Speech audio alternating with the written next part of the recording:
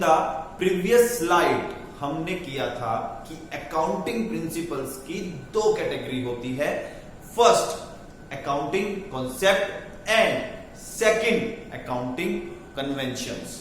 तो फ्रेंड्स अब हम पढ़ेंगे कि अकाउंटिंग कॉन्सेप्ट क्या है और अकाउंटिंग कन्वेंशन क्या है। अगर मैं बात करूं अकाउंटिंग कॉन्सेप्ट की दोस्तों, तो अकाउंटिंग कॉन्सेप्ट क्या है? Accounting concepts are basic assumptions and rules for recording business transactions and to prepare financial statement. Yes friends, accounting principles की डेफिनेशन में भी कुछ हमने ऐसा पढ़ा था। तो दोस्तों यहां पे क्या कवर्ड है? यहां पे बेसिक assumptions और रूल्स कवर्ड है फॉर मेकिंग फिनेंशियल स्टेटमेंट और फॉर रिकॉर्डिंग बिजनेस ट्रांजैक्शंस। ठीक है दोस्तों, फॉर एग्जाम्पल क्या है अकाउंटिंग कॉन्सेप्ट का दोस्तों?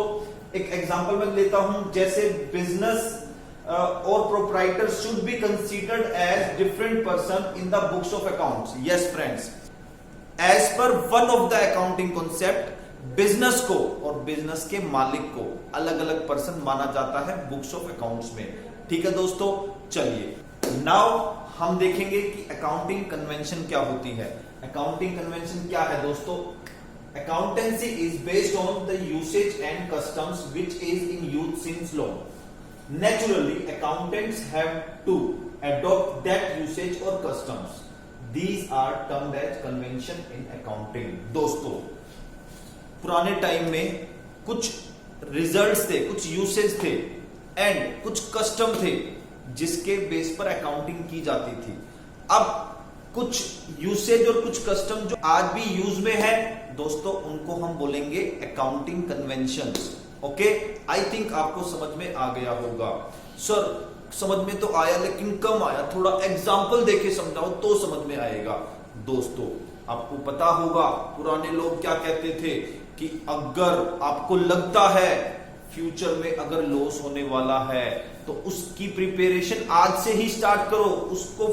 उसको फेस करने के लिए, उस लॉस को फेस करने के लिए प्रिपरेशन आज से ही करो। और अगर फ्यूचर में कुछ प्रॉफिट होने वाला है उसके लिए आज एक्साइटेड ना हो। तो दोस्तों ये भी एक अपने आप में कन्वेंशन है। तो एग्जांपल क्या है? Do not anticipate profits but provide for all possible losses. मतलब फ्यूचर में आने वाले लॉस को आज लॉस मान लीजिए, लेकिन फ्यूचर में आने वाले गेन को हम आज गेन नहीं मानेंगे। ठीक है दोस्तों, आई थिंक आपको समझ में आ गया होगा। तो चलिए अभी आप क्या करेंगे, वीडियो को पॉज करके जो भी बोर्ड पे लिखा है नोट करेंगे, फिर हम आगे मूव करते हैं। ठीक है, चलिए।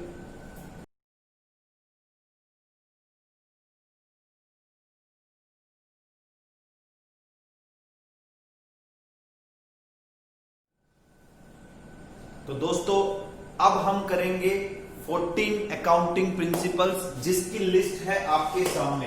तो दोस्तों accounting principles, first accounting principles to 14 accounting principle हम कवर करेंगे अब आगे। ठीक है, हाँ, इसमें फर्स्ट 10 जो अकाउंटिंग प्रिंसिपल्स हैं फ्रेंड्स, वो आप अकाउंटिंग कॉन्सेप्ट की फॉर्म में पढ़ेंगे। और लास्ट के जो 4 आपके अकाउंटिंग प्रिंसिपल्स हैं मेरे दोस्तों, आप उसको अकाउंटिंग कन्वेंशन की फॉर्म में पढ़ेंगे। ओके, हाँ, आपके पास कोई भी एक प्रिंसिपल, या तो वो प्रिंसिपल के नाम से पूछा जाएगा या वो आपसे पूछा जाएगा अकाउंटिंग कॉन्सेप्ट के नाम से या अकाउंटिंग कन्वेंशन के नाम से। ठीक है, इसके अलावा दोस्तों फंडामेंटल अकाउंटिंग एजम्पशंस है कुछ, ऑल्दो आपको ये अलग से नहीं पढ़नी, ये फंडामेंटल अकाउंटिंग एजम्पशंस यहां पर ही कवर हो जाएंगी। इसमें ही अकाउंटिंग एजम्पशंस हैं 3, एक्रूअल, कंसिस्टेंसी और गोइंग कंसर्न। आप इनको यहीं पर कवर करेंगे।